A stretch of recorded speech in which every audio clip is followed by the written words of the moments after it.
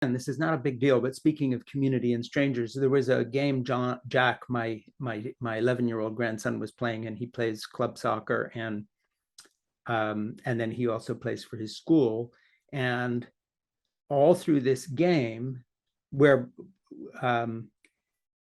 Jack's team was winning, and 11-year-old boys don't like getting their butts kicked, and they get stroppy. And about in the last part of any game, where little boys aren't, some teams not doing well, there's some pushing and shoving, and people have to, that's when they get rough. And there was a throw in, soccer throw in, and there's rules for how you throw it in over your head, and you've got to have both feet on the ground and so forth. And I saw one of our team, the Waring school, throwing the ball in, and it got whistled because he did it wrong.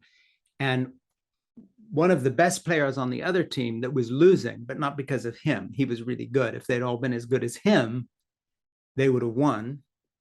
Number 44, I don't know his name, but I remember the number on his jersey, came up to the boy and very quietly and kindly, as if they were on the same team, said, "Hey, anybody can make," and I only heard this because they were near me on the sideline.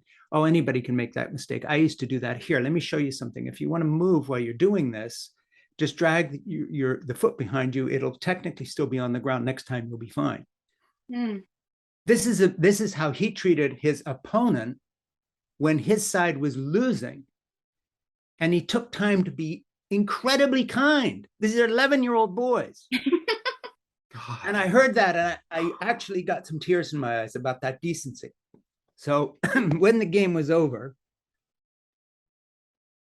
I went over to the little group of parents, because they were visiting our school, and there was like dozens of us, and like this little knot of nice parents who had come to support their boys, maybe 6 of them. And I said, I heard you cheering I heard a voice over here cheering a lot for number 44. Is anybody related to number 44? And this mom steps forward and says, "Yeah, that's my son." And she was sort of, like, because sometimes there's little confrontations on the sideline, like, now what? Yeah, sports. Mm-hmm. And I said, I just wanted to congratulate you for what you have done as a parent.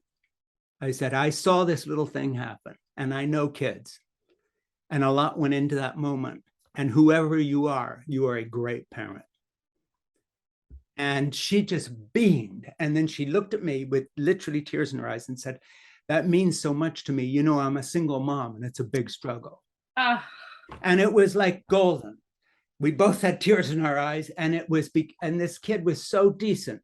And you know what? That took me 10 seconds, and it made my day. And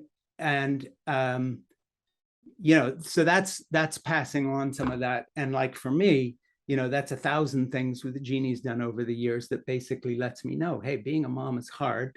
Maybe she's gotten, maybe she's a single mom now because some idiot like me just was unbearable and she had to leave. And it cost me nothing, took 10 seconds, and you could just see, made her day. And it was like a wonderful moment. It was so much more important than the game.